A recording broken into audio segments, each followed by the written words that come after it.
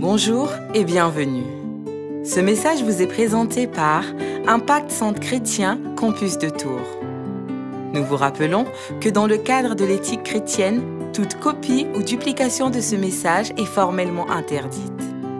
Nous espérons que ce message vous fortifiera, vous édifiera et vous propulsera dans votre destinée. Pour plus de renseignements, veuillez nous contacter à l'adresse email suivante: icctours.mediaetson@gmail.com. Nous vous souhaitons une bonne écoute. Demeurez bénis.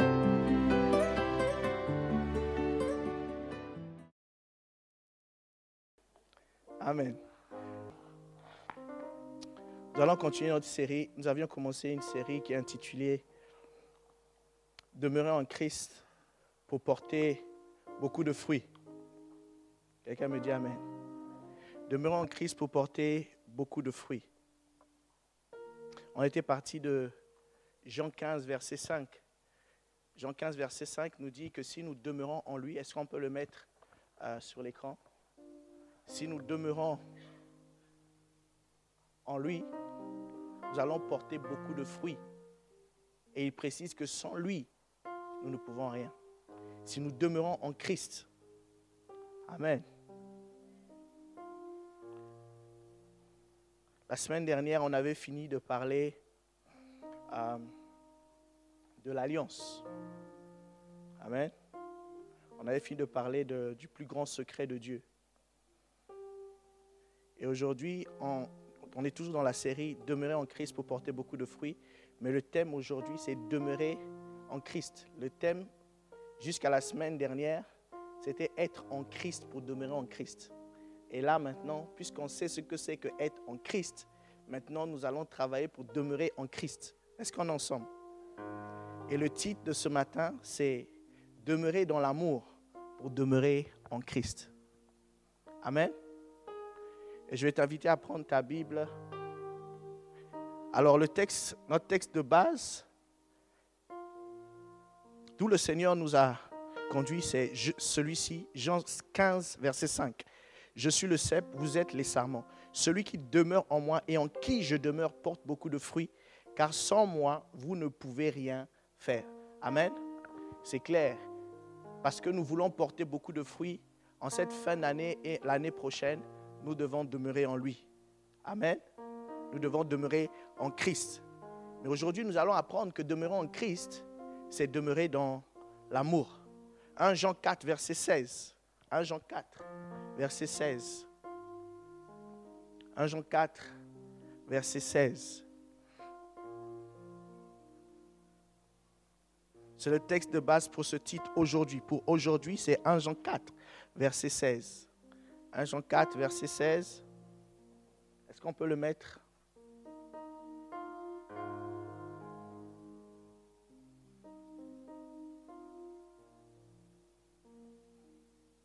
Je lirai juste la dernière partie. Après le point virgule. Et celui qui demeure dans l'amour demeure en Dieu et Dieu demeure en lui. Amen. C'est clair. Oui, mais pasteur, on a dit c'est demeurer en Christ, pas en Dieu. En fait, Christ est en Dieu et Dieu est en Christ. Amen. Et pour demeurer donc en Christ, nous devons demeurer dans l'amour. En d'autres termes, ce texte est en train de nous dire que pour porter beaucoup de fruits, il faut demeurer dans l'amour. Amen. 1 Jean 4, verset 17, toujours après. Est-ce qu'on peut descendre? 1 Jean 4, verset 17. Il y a une phrase que j'aime beaucoup.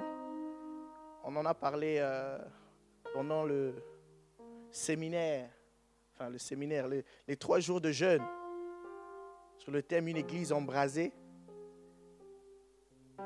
Qui était là?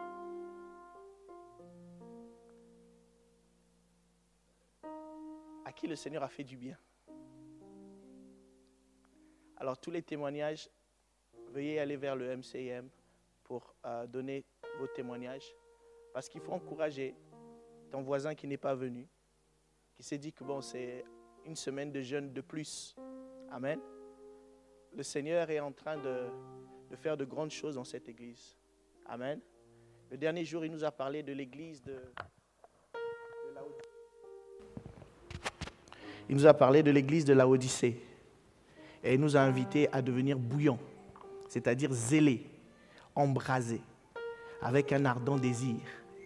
Amen. Être engagés pour lui. Amen. Oui. Parce que si nous sommes tièdes ou froids, il va nous vomir. Amen. C'est ce qu'il dit. Et il nous dit, repens-toi et sois zélé. Amen. Dis à ton voisin, sois zélé. Et vendredi, on a regardé au Seigneur sous la facette de l'Amen. Il est l'Amen. Et quand on regarde l'Amen, on écoute ce que l'Amen dit. L'Amen dit, sois bouillant. Amen. Et ici, ce texte nous dit, tel il est, tel nous sommes. Amen. Tel il est, tel nous sommes.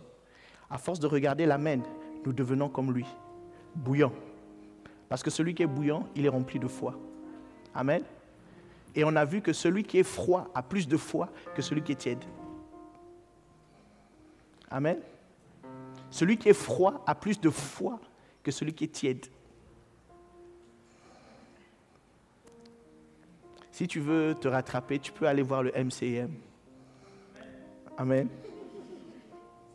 Il n'y a plus de coffret. Hein.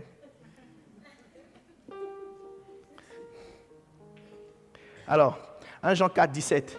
Tel il est, tel nous sommes aussi dans ce monde. Amen. Pas tel nous serons, tel nous sommes aussi dans ce monde. C'est en cela que l'amour est parfait en nous, afin que nous ayons de l'assurance au jour du jugement. Amen. Dans ce texte, il nous est confirmé que ceux qui veulent demeurer en Christ pour porter beaucoup de fruits, ils doivent demeurer dans l'amour. Amen. Et ce texte nous dit simplement que pour pouvoir demeurer dans l'amour, il faut être comme lui il est, parce que lui il est amour. Amen. Tel il est, tel nous sommes. Mais il nous dit aussi que pour pouvoir être comme il est, il y a un dispositif qui a été mis en place, c'est-à-dire l'amour parfait se trouve en nous. C'est ce que ce texte nous dit. Amen. C'est en cela que l'amour est parfait en nous. Cet amour-là, il est en nous. Amen. Il a été mis en nous. Et c'est ce qui est exprimé aussi dans Romains 5, verset 5. Romains 5, verset 5, je lis. Or, l'espérance ne trompe point, parce que l'amour de Dieu est répandu dans nos cœurs par le Saint-Esprit qui nous a été donné. Amen. Ça veut dire quoi? Ça veut dire que l'amour de Dieu, là, il nous donne plus de précision. Il est en nous, mais il est où? Il est dans notre cœur. Amen. L'amour de Dieu est répandu dans nos cœurs. Et il est répandu comment? Par le Saint-Esprit. C'est le dispositif que Dieu a choisi pour nous aider à demeurer dans l'amour. Autrement dit, pour nous aider à manifester l'amour. L'amour est bien là. Mais si tu ne le manifestes pas, il sera là et personne ne saura qu'il est là. Amen. Par contre, lorsqu'il sera manifesté, on reconnaîtra. Ça c'est Dieu, ça c'est Dieu, ça c'est Dieu. Il y a quelque chose dans cette sœur que je n'arrive pas à expliquer. Il y a quelque chose dans ce frère que je n'arrive pas à expliquer. Pourquoi? Parce que ce frère ou cette sœur est en train de manifester l'amour de Dieu qui est répandu dans son cœur. Dis-moi un bon amen. Et donc nous allons creuser, examiner l'amour pour pouvoir demeurer dans l'amour, pour pouvoir être à même de manifester cet amour. Dis-moi un grand amen. Pour commencer, il faut déjà faire attention à la langue dans laquelle nous lisons notre Bible. Notre Bible est écrite en français, nous la lisons en français, en tout cas pour ceux qui la lisent en français. Comme nous sommes en France, je présume qu'on la lit en français. Amen. Mais en français, lorsqu'on parle de amour, il n'y a qu'un seul mot pour amour. Amen. Donc, quand tu dis j'aime le pain, j'aime mon chien, j'aime ma femme, c'est le même mot. Mais il est certain que tu ne veux pas exprimer la même chose, nous sommes d'accord. Amen. En grec, il y a plusieurs mots, il y a 3 mots. Le premier mot, c'est philéo. C'est un amour qui est dans la dimension de l'âme. Amen. Il peut concerner un amour fraternel, il peut concerner un amour amical, Et c'est ce mot qu'on utilise, c'est de ce mot qu'est parti le mot filial, pour parler de filiation. Amen. C'est-à-dire de lien, de parenté, quel que soit le sens, vers le haut ou vers le bas. Amen. Cette dimension de l'amour dit juste que celui qui exprime ou expérimente l'amour philéo, il l'aime à cause d'une raison. Quand tu as un ami que tu l'aimes, c'est parce qu'il y a un sentiment de sympathie réciproque. Quand c'est ton frère et que tu l'aimes, c'est parce que c'est ton frère. Vous avez grandi ensemble, vous avez le même sang, c'est ton frère, c'est naturel. Il y a une raison pour laquelle il y a cet amour. Amen. Et cet amour, c'est l'amour qui est dans la dimension de l'âme. Dis-moi un bon amen. Ensuite, il y a l'amour éros, qui est un amour physique, un amour que l'on voit dans la dimension physique. C'est de ce mot que vient le mot érotique. Il désigne donc l'amour sensuel, l'amour physique, les plaisirs sexuels. Amen. C'est une attraction aussi que tu peux ressentir. C'est l'amour dans la dimension physique. C'est ton corps qui exprime une attraction, une forme de sensualité. Amen. Enfin, on a l'amour dans la dimension spirituelle, qui est le mot agapao. Agapao, pour faire court, c'est juste un amour divin, un amour inconditionnel. Pour ceux qui veulent se marier, il faudrait que dans ton mariage, qu'il y ait une harmonie, c'est-à-dire un équilibre dans les trois dimensions de l'être, dans la dimension spirituelle, la dimension de l'âme et la dimension physique. Ça veut dire que nous devons voir philéo dans la dimension de l'âme. Vous devez être des amis, vous devez être des amis. Autrement, tu vas te marier avec un étranger, vous devez être des amis. Et on doit voir l'amour dans la dimension physique. Eros, oui, parce que vous n'êtes pas des bouts de bois. Quand tu la vois, il faut que quelque chose se passe à l'intérieur de toi. Quand tu le vois, il faut que quand même que quelque chose se passe. Je n'en dirai pas plus. Mais après, il y a la dimension spirituelle. Il faudrait que vous soyez dans la même dimension spirituelle. Il faudrait que vous soyez au même diapason, que vous regardez dans la même direction, que vous ayez les mêmes valeurs et que vous croyez au même Dieu et que vous ayez la même manière de vivre votre foi. Amen. C'est très important ça. Beaucoup ont négligé ça et ont pleuré. Mais nous croyons à la grâce de Dieu. Si nous suivons la parole de Dieu, le Seigneur peut restaurer, peut rattraper nos erreurs. Amen. Amen. Tout concourt au bien de ceux qui aiment Dieu et qui sont appelés selon ses desseins. Si tu continues à aimer Dieu, l'issue sera en ta faveur.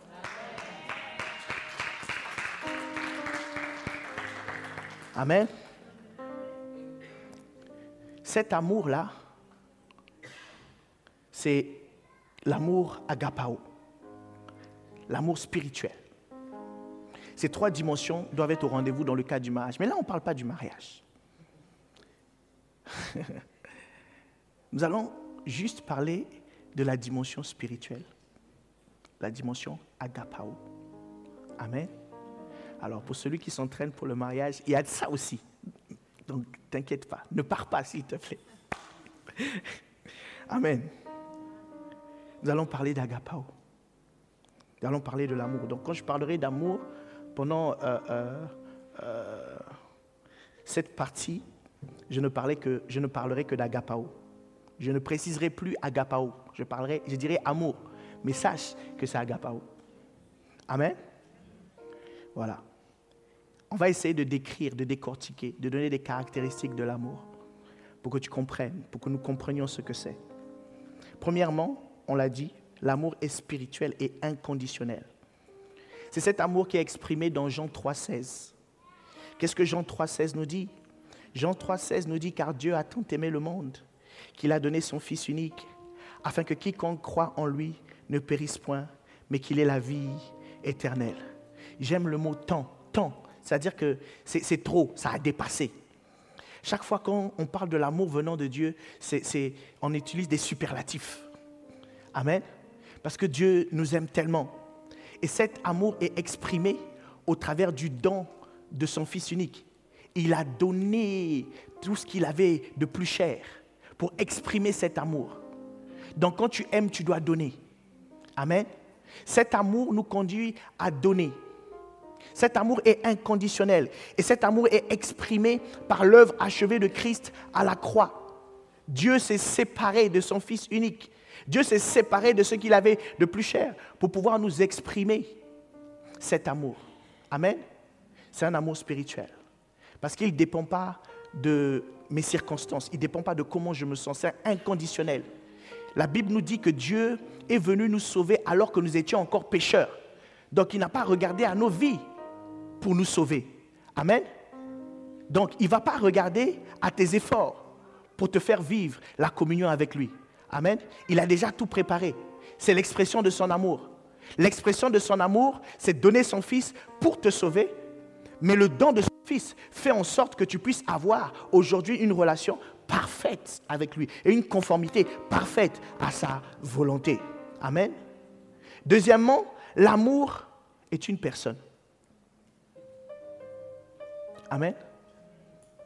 Ceux qui aiment le chant, ils ont tressailli à l'intérieur de « Ah !» Mais c'est vrai, l'amour est une personne.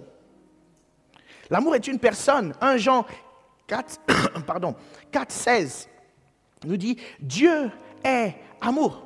Il ne nous dit pas « Dieu a l'amour ». Dieu est lui-même l'amour. C'est là que nous réalisons que l'amour est très important. Amen. Dieu est amour. C'est une personne. L'amour, c'est la personne de Dieu. Amen. L'amour, c'est la personne de Dieu. On ne peut donc pas négliger l'amour. Et lorsque nous voyons les Écritures, de Genèse à l'Apocalypse, c'est juste l'expression de l'amour de Dieu, l'expression de qui il est lui-même. Amen. C'est une personne. La raison pour laquelle beaucoup ont négligé l'amour, c'est parce qu'ils n'ont pas réalisé que c'était la personne de Dieu. C'est la personne de Dieu. Amen. Troisièmement, l'amour, c'est la marque de Dieu. Amen. 1 Jean, verset 8. La Bible nous dit, celui qui n'aime pas n'a pas connu Dieu, car Dieu est amour. Celui qui n'aime pas n'a pas connu Dieu. Comment on reconnaît celui qui a connu Dieu? Par l'amour. Comme s'il a été marqué. Amen. C'est comme ça qu'on le reconnaît. C'est une marque. En fait, c'est la signature de Dieu sur toi. Une fois que tu as accepté son Fils Jésus-Christ, il dit, signé, sauvé, racheté. Signé. C'est la marque de Dieu. Quelqu'un qui vient vers toi et qui dit venir de la part de Dieu, s'il ne vient pas avec l'amour, ce n'est pas Dieu qui l'envoie. C'est la marque de Dieu. Regarde ton voisin s'il est marqué.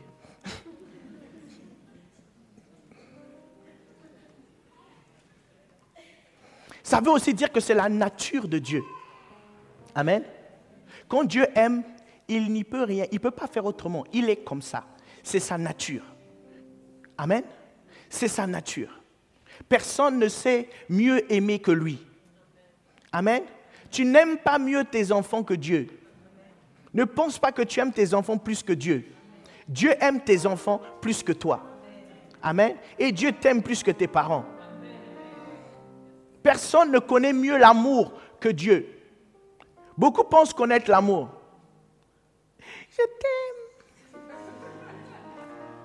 Spécialement les femmes. Non.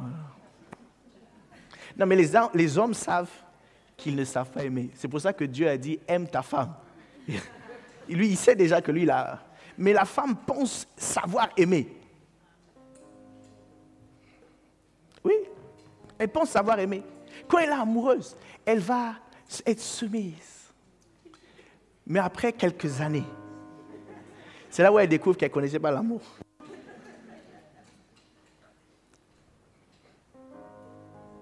Est-ce que quelqu'un me suit? C'est la marque de Dieu. Éphésiens 4, verset 1. Éphésiens 4, verset 1. Ton voisin se dit, mais ici on lit beaucoup. Oui, ici on lit beaucoup la Bible. Ici on lit beaucoup la Bible, en effet. Parce qu'on veut être des chrétiens embrasés. Oui.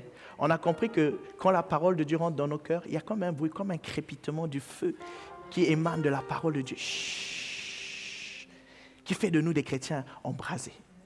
Amen. Et nous aimons cette influence. Éphésiens 4, verset 1. Je vous exhorte donc, moi le prisonnier dans le Seigneur, à marcher d'une manière digne de la vocation qui vous a été adressée, en toute humilité et douceur, avec patience, vous supportant les uns les autres avec charité, avec amour. Amen. Qu'est-ce qu'il est en train de dire? Il est en train de dire, pour être digne de l'appel de Dieu. Amen. Pour montrer que tu es digne de l'appel de Dieu, pour montrer que tu es vraiment un enfant de Dieu, il faut que tu marches avec humilité. Il faut que tu marches de façon digne, c'est-à-dire avec humilité, avec douceur, avec patience, que tu supportes ton frère. Mais tout ça, tu vas le faire comment? Tu vas le faire avec amour. En fait, tu ne peux pas le faire sans l'amour. Tu ne peux pas exprimer l'humilité sans l'amour. Tu ne peux pas supporter sans l'amour. Amen. Tu ne peux pas faire toutes ces choses sans l'amour. Et quand tu fais toutes ces choses, c'est le signe que tu as été appelé. C'est le signe que tu es un enfant de Dieu. Amen. Et comme ces choses sont tirées de l'amour, ça veut dire que l'amour, c'est le signe que toi, tu es un enfant de Dieu. C'est la marque que Dieu a mise, t'a permis d'avoir. Amen. D'ailleurs, dans le livre d'Éphésiens, chapitre 1, on appelle le Saint-Esprit, qui est l'amour, le sceau de l'appartenance de Dieu. C'est-à-dire, c'est le sceau qui permet spirituellement de reconnaître que celui-là est la propriété privée de Dieu. Or, ce sceau a été mis où? Dans le cœur. Il a été répandu comment? Par l'amour. Amen. Donc, quand le diable te voit, pour déterminer qu'il est un enfant de Dieu, il voit un sceau. Ce sceau-là, c'est l'amour. C'est une marque de Dieu. Tu ne le vois pas physiquement, mais spirituellement, tu as cette marque. Tu as la marque de l'amour.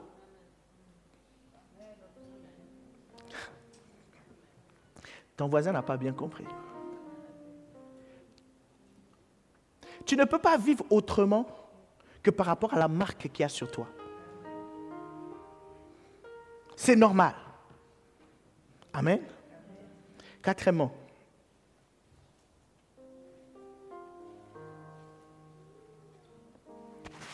l'amour, c'est le caractère de Christ.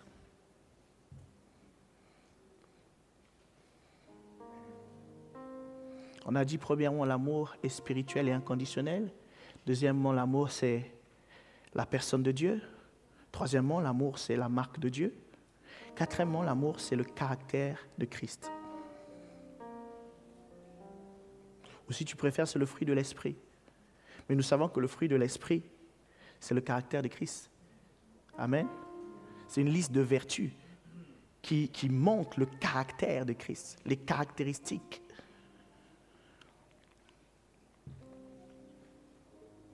De Christ. On va lire 1 Corinthiens 13. 1 Corinthiens 13, à partir du verset 1. On va tout lire. Parce qu'on veut plonger dans l'amour. Ensuite, on lira Galates 5, 22 à 23.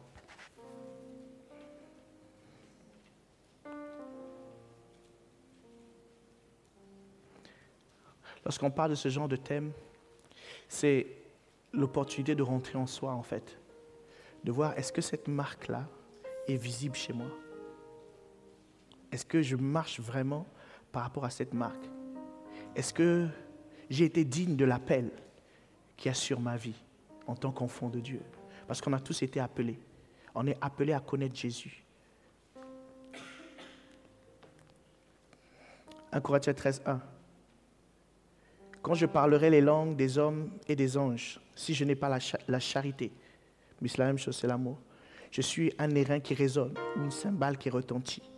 Et quand j'aurai le don de prophétie, la science de tous les mystères et toute la connaissance, quand j'aurai même toute la foi jusqu'à transporter les montagnes, si je n'ai pas la charité, je ne suis rien. Et quand je distribuerai tous mes biens pour la nourriture des pauvres, quand je livrerai même mon corps pour être brûlé, si je n'ai pas la charité, cela ne me sert de rien. La charité est patiente, elle est pleine de bonté. La charité n'est point envieuse. La charité ne se vante point. Elle ne s'enfle point d'orgueil. Elle ne fait rien de malhonnête. Elle ne cherche point son intérêt. Elle ne s'irrite point. Elle ne soupçonne point le mal. Elle ne se réjouit point de l'injustice, mais elle se réjouit de la vérité. Elle excuse tout, elle croit tout, elle espère tout, elle supporte tout. La charité ne périt jamais. Les prophéties prendront fin, les langues cesseront. La connaissance disparaîtra, car nous connaissons en partie et nous prophétisons en partie. Mais quand ce qui est parfait sera venu, ce qui est partiel disparaîtra. Lorsque j'étais enfant, je parlais comme un enfant, je pensais comme un enfant, je raisonnais comme un enfant. Lorsque je suis devenu homme, j'ai fait disparaître ce qui était de l'enfant. Aujourd'hui, nous voyons au moyen d'un miroir, d'une manière obscure, mais alors nous verrons face à face. Aujourd'hui, je connais en partie, mais alors je connaîtrai comme j'ai été connu. Maintenant donc, ces trois choses demeurent, la foi, l'espérance, la charité. Mais la plus grande de ces choses, c'est la charité, c'est l'amour. Amen. C'est l'amour parfait. Dans le texte de 1 Jean 4, verset 17, on a vu que cet amour parfait est en nous. Ici, on a aussi cette idée de perfection, mais une idée aussi d'éternité. En fait, c'est la seule chose qui dure. C'est la seule chose qui dépasse tout ce qu'on peut toucher, expérimenter ici sur terre. Si tu veux durer, la clé de la longévité dans la vie chrétienne, la clé de la longévité dans tout ce que tu fais dans la vie, c'est l'amour. Amen. C'est l'amour. Tout passera, mais l'amour ne passera pas. L'amour ne passera pas. Amen. Et le Seigneur nous donne plusieurs vérités pour essayer de comprendre l'amour. Tu vois, il prend 13 versets quand même pour nous expliquer ce que c'est que l'amour. C'est que ce n'est pas simple à définir. Ce n'est pas simple. Tu sais, quand tu essaies de définir quelque chose, si ça te prend plus de 2 phrases, c'est que la chose est compliquée. Ce n'est pas simple. Donc, je vais t'inviter à te concentrer pour écouter ce qu'on a à dire. Galates 5, versets 22 à 23. Qu'est-ce qu'il nous dit? Il nous dit, mais le fruit de l'esprit, c'est l'amour, la joie, la paix, la patience, la bonté, la bénignité. En fait, c'est la bienveillance, la fidélité, la douceur et la tempérance. Amen. D'une part, dans un texte, dans 1 Corinthiens, chapitre 13, on définit l'amour. D'autre part, dans Galates 5, 22 à 23, on parle du fruit de l'esprit. Amen. Qui est aussi le caractère de Christ. Il s'agit de vertus que l'on attribue au Saint-Esprit. Donc du caractère que l'on attribue au Saint-Esprit. Amen. Tu as la définition de l'amour et tu as le caractère de Christ. Amen. Mais on a dit que l'amour, c'est le caractère de Christ. Comment on fait pour lier les deux? Très simplement, tu verras ici que lier les deux, c'est la confirmation que l'amour, c'est le caractère de Christ. Et si nous sommes en Christ, quel caractère devons-nous manifester? Celui de l'amour. Amen. En fait, nous n'avons pas de choix. Nous devons vivre par rapport à cela. Beaucoup d'entre nous pensons vivre par rapport à l'amour, mais nous ne vivons pas par rapport à l'amour. Au fur et à mesure qu'on va décortiquer, ton voisin va voir qu'il y a beaucoup de choses à rectifier dans nos vies. Amen. Premièrement, l'amour supporte tout. C'est parce que l'amour supporte tout que l'amour s'exprime par la tempérance. Amen. La tempérance, c'est être tempérant. C'est ne pas s'enflammer. Savoir se réguler. Amen. Donc, pour être tempérant, il faut être capable de tout supporter. L'amour, on parle ici de l'amour agapao. On pourrait dire, Dieu supporte tout. Voilà pourquoi il s'exprime par la tempérance. Amen. Un jour, j'étais dans la prière et le Seigneur était en train de m'encourager. Il me disait de bonnes choses qui étaient censées m'encourager. Mais parce que j'avais entendu tellement de mauvaises choses sur moi, j'ai dit, mais pourquoi tu me dis ça? Et il m'a dit, mais que veux-tu que je te dise? J'ai dit, mais regarde ce qu'on me dit. Il dit, mais moi, je ne suis pas un homme. Pourquoi tu t'attends à ce que je te dise ce que les hommes te disent? Je ne suis pas un homme. Amen. Dieu supporte tout. Même lorsqu'il a une correction à te faire, il saura comment passer. Il saura comment te le dire. Dieu supporte tout. Et il s'exprime par la tempérance. Amen. C'est parce que l'amour espère tout qu'il s'exprime par la patience. Amen. Tu vois, quand tu as un enfant qui est un peu turbulent, qui est passé au commissariat, tu es toujours convaincu qu'il va changer. Même lorsque tu as un mari qui a fait des forfaits, tu restes patient parce que tu espères qu'il va changer. Tu espères tout. Amen. Tu espères qu'il va changer.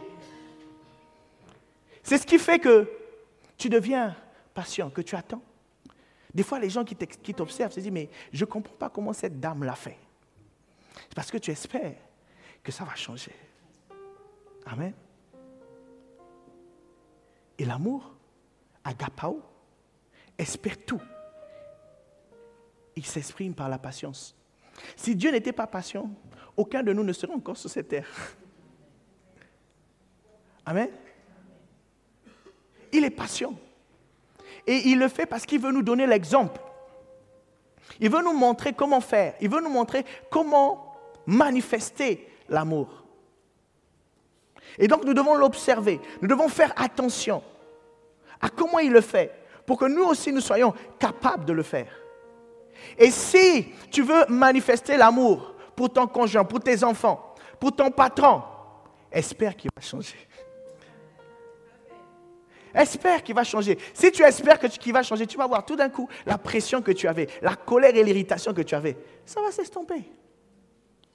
Ça va s'arrêter. Amen. Si tu décides qu'il est possible de tout supporter et que tu acceptes de tout supporter, même quand tu ressens que tu n'es pas capable de tout supporter, si tu décides, tu vas voir tout simplement que tu vas devenir de plus en plus tempérant. Amen. Un jour, je méditais sur ce texte-là. Je suis arrivé à l'amour supporte tout. Je me suis arrêté. J'ai dit, Seigneur, non. Tout. Oui. Non, mais vraiment, quand tu dis tout, là, tu veux vraiment dire tout. Oui, oui, tout. Mais ça demande à ta chair. Ça demande à ta chair. Parce que tout, c'est... Dans tout, il y a... C'est vrai. Mais vous savez, j'ai lu, je me suis arrêté, je suis parti. On me dit, il faut repartir lire ça. C'est une période de près de 2 mois, je méditais qu'un seul chapitre, un seul texte, 1 Corinthiens 13. 2 mois, je ne lisais pas autre chose. Et à force, un jour, je me suis rendu compte que je l'acceptais maintenant. Tout. Parce qu'en fait, j'avais compris que Dieu ne me demandait pas de manifester mon éros ou mon philéo. Dieu me demandait de manifester son agapao. Il l'avait déposé dans mon corps, dans mon cœur, pour qu'il soit exprimé. Il était juste en train de me dire, écarte-toi et vois comment je vais gérer la situation. Écarte-toi, vois comment je vais gérer la situation. Ce qui nous empêche de manifester agapao, c'est que nous nous mettons sur le chemin du Seigneur. Nous disons, mais Seigneur, tout vraiment, non, on ne peut pas accepter tout. Tu as empêché agapao de s'exprimer. Non, c'est trop, Seigneur. Il y a des limites. J'étais au travail, une collègue, mère de 2 enfants, mère célibataire, était une de mes voisines au travail, voisine de bureau. Et donc on parlait, je lui dis, t'es marié? Il dit, non, je ne suis pas marié. Tu habites avec quelqu'un? Tu es en relation? Il dit, non, j'élève seul mes enfants parce que j'ai mis leur papa dehors. Il dit, comment ça? Parce que j'étais enceinte du 2e, je m'occupais du 1er, j'étais seul. Je faisais les courses, il était là. Je faisais les courses. C'est moi qui payais tout. C'est moi qui portais les courses. Il était quasiment présent physiquement, mais il n'y avait que son corps. Et il vient, je fais à manger, il vient, il mange et il ne fait rien. Et à un moment donné, il a trouvé quelqu'un d'autre, il s'est barré. Et un jour, il a voulu revenir. Je lui ai dit, monsieur, toi, ce n'est pas ici. Je lui ai dit, mais tu peux lui pardonner. Et elle dit non, il y a des limites. Il y a des limites, on ne peut pas tout pardonner. J'ai dit si. Comment ça, si? Et elle me dit, donc, j'ai dit, mais Dieu pardonne tout. Il dit, donc Dieu va pardonner les pédophiles. J'ai dit, oui, s'il se répand, Dieu pardonne. Il dit, non. J'ai dit, mais c'est pour ça que c'est Dieu. C'est pour ça qu'il est Dieu. C'est pour ça qu'il est Dieu. Il n'est pas comme nous.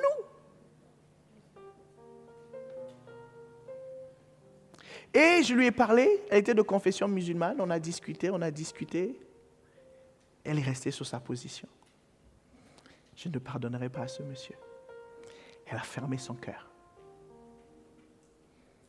Elle a décidé de ne pas manifester agapao.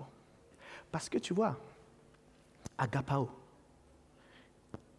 c'est une puissance. Quand tu le laisses s'exprimer, il y a un miracle qui suit. Chaque fois que la Bible dit Jésus ému de compassion, sache qu'il y a un miracle qui vient derrière. Amen. Cette compassion-là, c'est l'expression de l'amour. Ce que les gens oublient, c'est qu'il y a la puissance derrière, il y a ta promotion derrière. Il y a ta promotion derrière. Ça fait mal, mais lorsque tu verras le résultat, tu vas te réjouir de ce que tu es passé par là. Amen. L'amour se réjouit de la vérité. C'est pour ça qu'il s'exprime par la joie. Amen. En tant que chrétien, quand tu es joyeux, ce n'est pas parce que tu as de l'argent ou tu as une maison ou tu as quoi que ce soit. C'est juste que tu te réjouis de la vérité. Je suis sauvé. Je suis heureux car Jésus m'a sauvé. Par son amour, il m'a tout pardonné. Voilà pourquoi je me mets à chanter. Je suis heureux car Jésus m'a sauvé. Ça ne dépend pas de ce que tu as. Ça dépend juste de ce que tu connais la vérité. Et tu sais que tu es sauvé. Tu sais que tu es pardonné. Tu n'as rien mérité, mais il t'a tout donné. Vous voyez dans le monde, bon, c'est plus les hommes. Tu reconnais qu'ils ont de l'argent par leur démarche. Et quelquefois par leur humeur. Quand ils marchent, les femmes le savent. Quand elles voient la démarche de son mari, elles disent, celui-là, il a l'argent.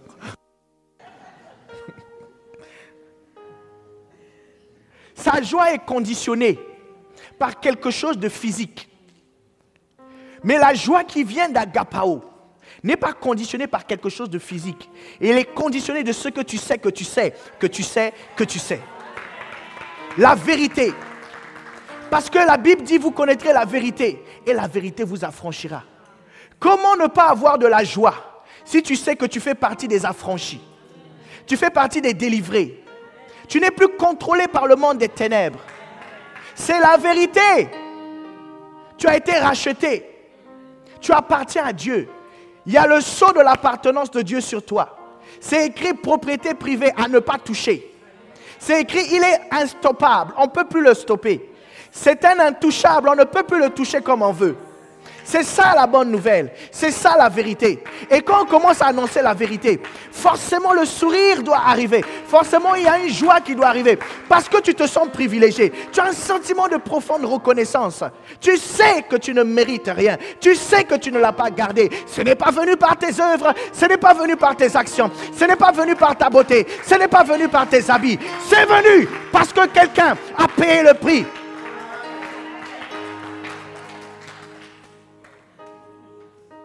La vérité te donne la joie. Il y a des gens, les enfants ne sont pas là. Mais bon, je le suis, mes enfants sont convaincus que je suis milliardaire.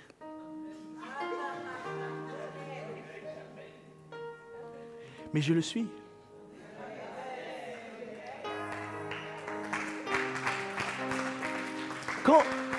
Quand ils te voient danser à la maison, quand ils te voient rire à la maison, tu dis non, là il y a la sécurité. Oui, parce que vous connaissez la grâce qui vous a été donnée. De sorte que Jésus-Christ, de riche qu'il était, il s'est fait pauvre afin que vous soyez enrichis. C'est ça la vérité. Oui, mais pasteur, je ne vois pas la vérité dans ta vie. Ça, c'est la réalité. Amen. La réalité ne peut pas changer la vérité, mais la vérité peut changer ta réalité. Ça doit produire la joie. Tu dois danser. On doit voir le sourire. Un chrétien qui est frustré, crispé, compressé, c'est un chrétien qui ne connaît pas la vérité.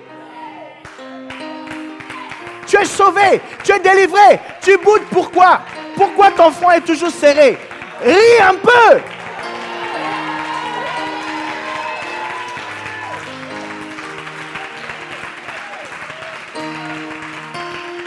Si tu as peur de ton titre, ça n'enlèvera jamais ton titre. Mets-toi sous le tapis, rigole avec les enfants, joue avec tes enfants. Tu vas voir que quand tu vas te lever, ils vont toujours t'appeler papa. Ça ne t'enlève rien, mais tu changes l'atmosphère de ta maison et tu es en train de propulser tes enfants dans leur destinée. La vérité procure la joie. Mais c'est l'amour, ça.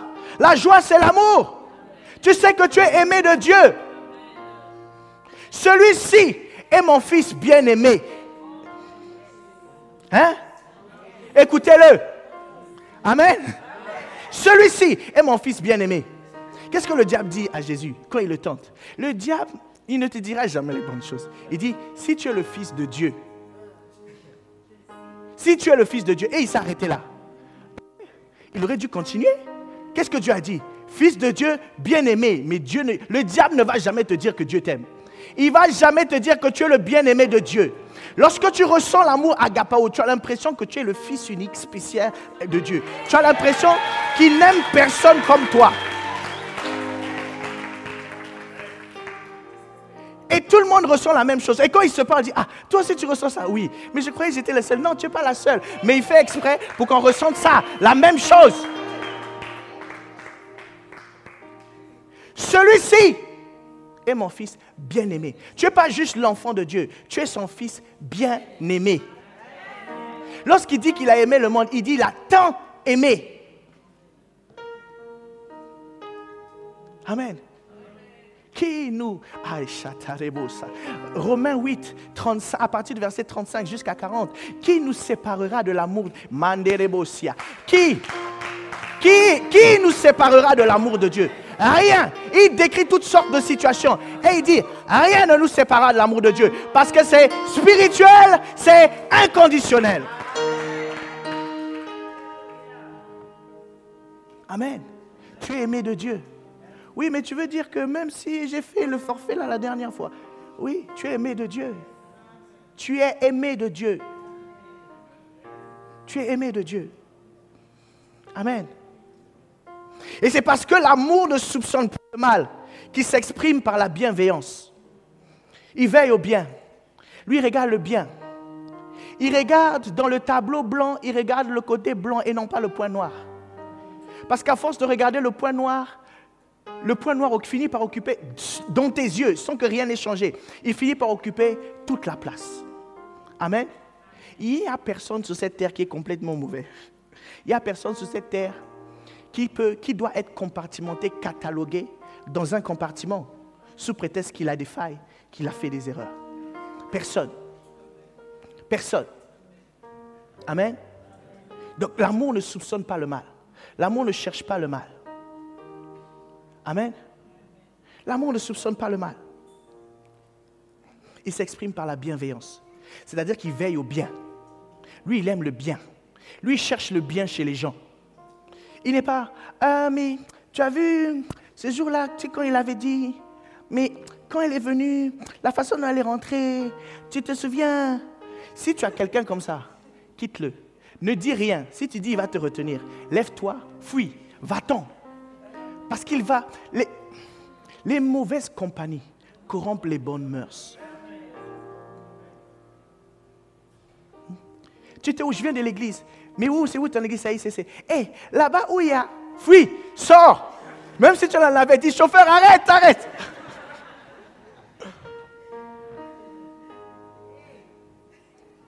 Oui, l'amour. J'écoutais le témoignage d'un pasteur, c'est David Oyedepo, qui disait que beaucoup de gens l'ont combattu dans sa vie. Aujourd'hui, on parle de lui, mais beaucoup de gens l'ont combattu. Il y a un homme qui l'a combattu à la télé pendant des années, mais il n'a jamais mentionné une seule fois. Cet homme-là, ils n'ont jamais mentionné ça lors de leur réunion d'église, de gestion de l'église. Pas une seule fois. Jusqu'au jour où le monsieur est venu demander pardon pour dire « Je ne te connaissais pas, j'étais jugé pour rien ». Pas une seule fois. Pourquoi? Ne soupçonne pas le mal. En fait, ça prend tellement de temps que tu perds du temps et de l'énergie. Tu as tellement besoin de temps et d'énergie pour semer dans le royaume de Dieu, pour gagner des gens à Christ, que tu n'as pas le temps pour ça. Et tu es en train de compromettre les fruits nombreux que tu dois manifester si tu demeures dans l'amour. Amen. Souvenons-nous que l'accomplissement de la loi, c'est aimer son prochain. C'est-à-dire que les promesses que tu vois dans Deutéronome 28, tu ne le vivras que si tu aimes ton prochain. Amen. Ton prochain. Oui, celui qui est à côté, pas ton prochain de ta famille. Ton prochain que tu vois à l'église. Celui devant qui tu passes sans dire bonjour. C'est lui que tu dois aimer pour que ta promesse soit manifestée. Pour que ton héritage te soit donné. Amen. Ton prochain, ce n'est pas juste le chrétien. Ton prochain, c'est le musulman, le bouddhiste. Ton prochain, c'est celui que tu vois, que tu rencontres dans le tramway, dans le train. C'est lui ton prochain. Et une façon de l'aimer, c'est de ne pas soupçonner le mal. Ah, pour la chair, c'est une école. Ce n'est pas facile. Parce que, spécialement dans nos églises évangéliques, on est... Il y a toujours un réflexe, c'est mystique. Ici, non, mystique. On est sur ses gardes, je veux dire. On est prudent. Beaucoup veulent s'appeler prudence.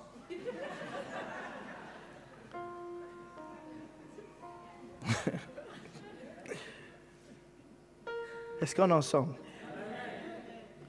C'est parce que l'amour ne cherche pas son propre intérêt qu'il exprime la bonté. La bonté, c'est faire quelque chose qui est bon pour la personne. Ça suppose que j'ai réfléchi sur ce qui va faire plaisir à la personne, quel est l'intérêt de cette personne. Donc, je ne cherche pas que mon intérêt. Pour être bon, je dois chercher l'intérêt de l'autre. Amen. Être bon, ce n'est pas être gentil. Des fois, on confond ça. Être gentil, c'est dire à l'autre ce qu'il a envie d'entendre. C'est vouloir faire sortir le sourire sur le visage de la personne, même si tu penses que tu n'es pas en train de lui dire quelque chose qui va l'aider. Être bon, c'est de lui dire quelque chose qui va l'aider, quelque chose qui est dans son intérêt, même si ça ne lui fait pas sourire, au prix de prendre le risque de perdre son amitié. Pourquoi? Parce que là, tu vas exprimer l'amour. Chaque fois que tu le feras par amour, la personne reviendra toujours vers toi pour te dire, tu sais, je t'avais mal jugé. En fait, c'est toi qui m'aimes. Il ne faut pas le faire pour te soulager. Tu flanques la chose au visage à la personne. Non, tu le fais parce que tu l'aimes, parce que tu sais que ça, c'est son intérêt.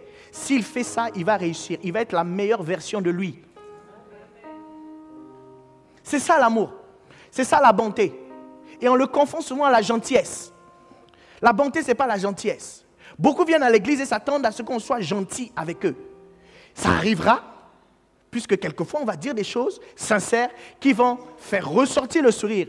Mais quelquefois, ce que ton frère va te dire ne va pas faire ressortir le sourire. Mais si tu l'appliques, tu seras la meilleure version de toi. Je croyais entendre un meilleur amen. C'est l'expression de l'amour. Mais je te rassure, même moi je le ressens, tu ne te sens pas aimé à ce moment-là.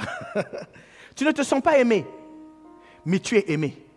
Parce que lorsque tu vois ce que tu deviens après, tu te dis, merci Seigneur, de ce que j'avais écouté ça, de ce que je n'avais pas fui, de ce que je n'avais pas flanqué, ce que j'avais pensé dans mon cœur, de ce que je n'avais pas claqué la porte.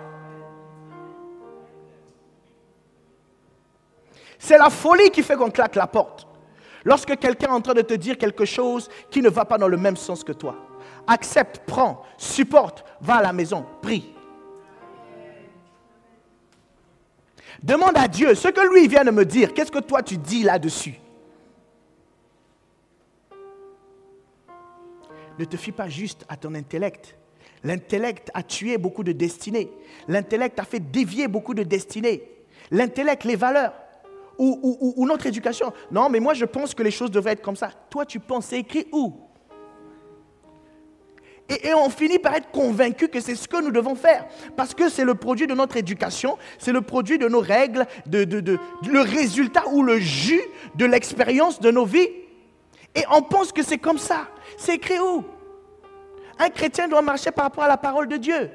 Si ce n'est pas la parole de Dieu, ce n'est pas recevable. C'est écrit où? Et donc on se retrouve dans l'église ou dans la vie chrétienne, comme les Anglais, à acting funny. C'est-à-dire que c'est comme au cirque. Et on pense être dans la vérité, alors que c'est juste notre éducation, notre culture, ou le produit de notre vie professionnelle. Parce que tu peux être rigoureux, parce que tu as fait une formation scientifique et tu veux absolument que la virgule soit comme ça. Et si la virgule n'est pas comme ça, à ce moment-là, tu n'es pas content avec tout le monde. Mais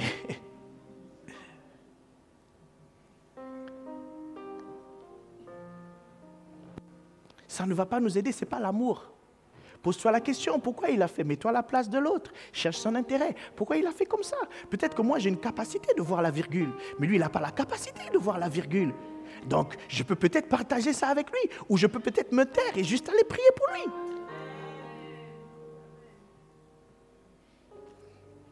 Voilà pourquoi beaucoup tirent sur les pasteurs dans cette génération, c'est très dangereux.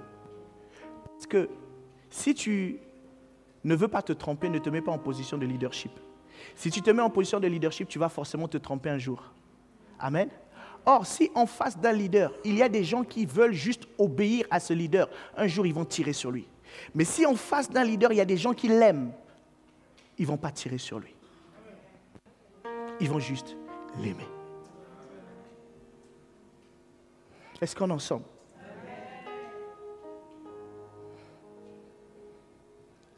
C'est parce que l'amour excuse tout qui s'exprime par la douceur. Amen. Il excuse tout. Je le comprends. Il n'est pas là à l'école. Il a mis un là à la place d'un le. Je ne vais pas rire. J'excuse. Vous savez, nous les francophones, on a des habitudes bizarres. Dans d'autres pays, quand quelqu'un se trompe en français, ils ne rigolent pas. Ils le corrigent. Les autres sont plus pragmatiques. Nous, on est orgueilleux. On était orgueilleux. Moqueur un petit peu. L'amour excuse tout. Amen. Et donc, il se manifeste par la douceur. Il dit, tu vois, c'est pas comme ça qu'on fait, c'est comme ceci. Fais plutôt ça. Amen. Excuse tout. Oui, mais tout.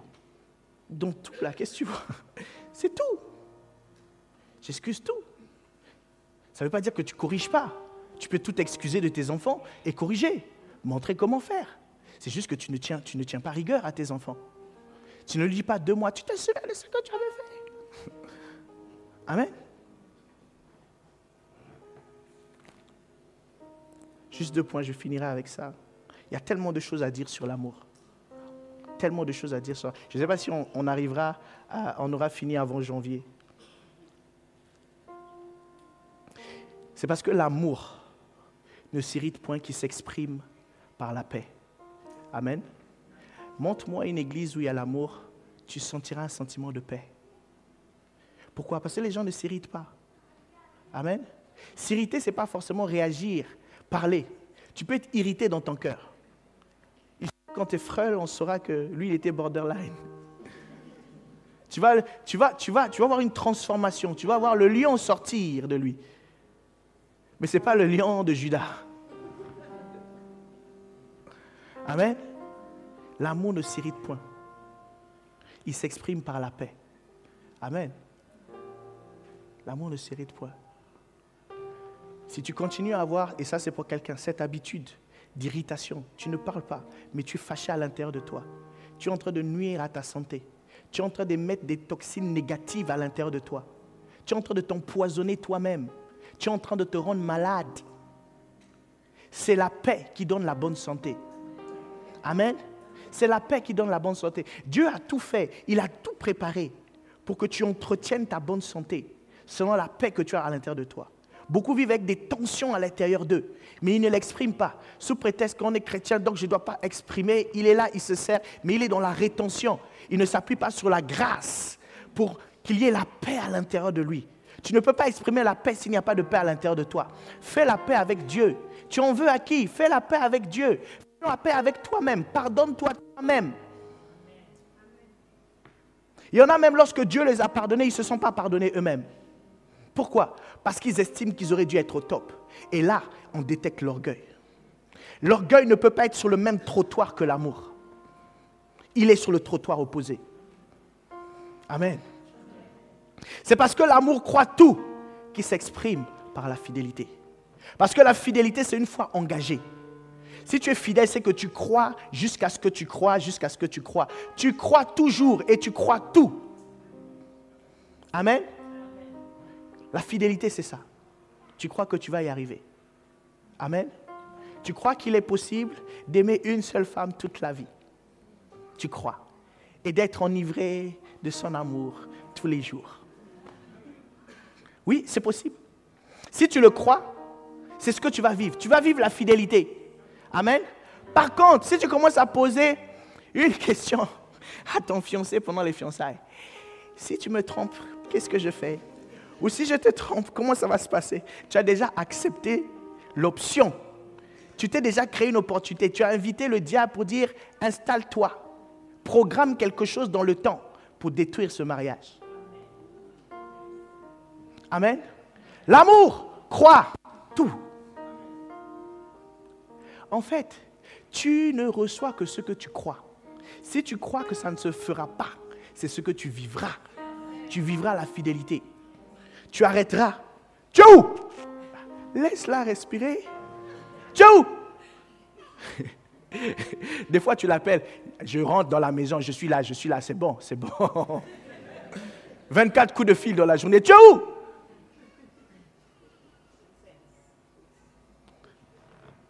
Amen. Je suis en train d'essayer de dire que quand il y a l'amour, il n'y a pas d'insécurité. Cette insécurité est liée aux expériences du passé. Quelqu'un t'avait trompé, quelqu'un ne t'avait pas respecté, mais ça ne sera pas toujours le cas. Si tu mets ta foi sur le fait qu'on me respecte, on ne m'a pas respecté, donc on ne me respectera pas. On m'a trompé, donc on me trompera. C'est ce que tu vas vivre. Ce n'est qu'une question de temps, c'est ce que tu vas vivre. Et l'autre en face de toi va se comporter comme si elle va te tromper ou comme si elle va faire des choses que tu as déjà vécues dans le passé. Crois la bonne chose. Crois que ça n'arrivera pas. Crois que vous tiendrez. Crois que vous vivrez le bonheur. Crois. Il y a des couples qui divorcent. Quand tu regardes pourquoi ils divorcent, ou quand tu regardes pourquoi ils ne sont pas heureux, il y a plein d'autres couples qui sont heureux, mais qui ont des situations pires que ça. Pourquoi je parle du couple aujourd'hui là? Il y a quelqu'un qui devait entendre ça, on dirait. Amen. On va s'arrêter là pour aujourd'hui.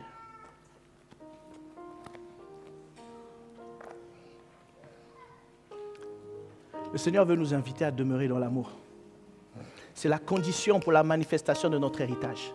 C'est la condition pour l'accomplissement de la loi, pour la manifestation de la bénédiction, pour porter beaucoup de fruits.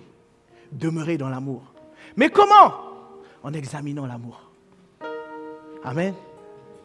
Je vais t'inviter à te tenir debout. Tu vas dire au Seigneur, ouvre mes yeux, je veux avoir une révélation de cet amour. Je veux comprendre cet amour.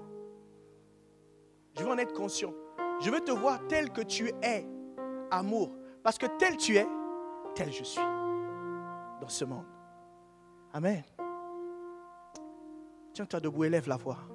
Demande au Seigneur cette révélation personnelle de son amour. Demande-lui de le voir tel qu'il est. Pour que tu sois tel qu'il est.